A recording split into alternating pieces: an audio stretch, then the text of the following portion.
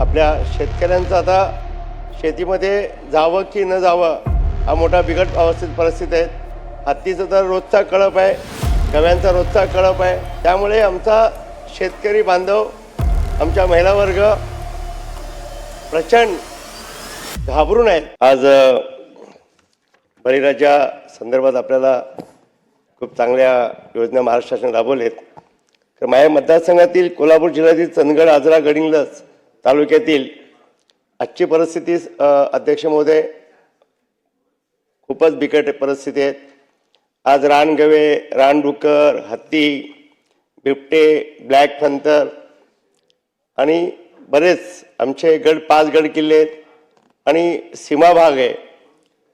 इकडून बेळगाव, तिलारी, आंबोली घाट अशा अवस्था असल्याने शासनाची कुठेही आपण जिल्ह्यातील फॉरेस्टचे अधिकारी आपण नोंद करतात, कारवाई होत नाही आणि खूप गांभीर्याने हा प्रश्न मांडतोय. आता 2 दिवसापूर्वी हत्तीने गाड्या तोडफोड झाली.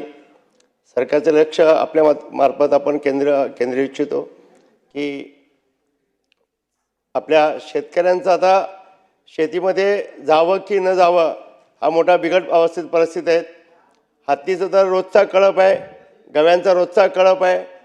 त्याचबरोबर हे वन प्राणी अतिशय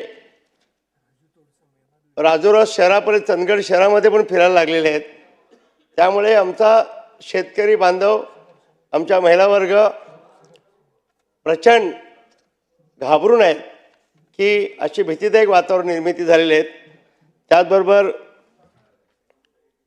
आज सांगायचं वाटते की आता महिना मार्च आहे, तर गेल्या 2 अवकाळी पाऊस पडल्यामुळे आमच्याकडे 250 फक्त काजूच्या फॅक्टरी आहेत. आपला कोल्हापूर जिल्ह्यातील कोकण पट्टा पडतोय आणि 250 फॅक्टरी काजूच्या आमचं मोठं उत्पन्न होते. कारण या अवकाळी पावसामुळे आमचा काजूचा पूर्ण मोहर आज उडून गेला, आंब्याचा मोहर पूर्ण उडून गेल्यामुळे शेतकऱ्यांचं प्रचंड असं मोठं आर्थिक नुकसान सोसावं लागतं. शासनाची गांभीर्याने घेऊन गंभीर दखल घेऊन शासनाने शेतकऱ्यांच्या हिताचे काहीतरी निर्णय घ्यावे ते आपल्यामार्फत आपण कळू इच्छितो. त्याचबरोबर अध्यक्ष महोदय, सोलरच्या बाबतीत महाराष्ट्र शासनाने जे नियम चालू केले अतिशय चांगले आहेत. कारण आमच्या भागामधल्या सोलर नदी काठी जे आणि डोंगर वस्त्याच्या ठिकाणी आहेत, 200 आणि 500 फूट आतमध्ये हे असल्यामुळे ती डोंगर वस्त्यावरती पाणी नेते खूप अडचणीत आहेत.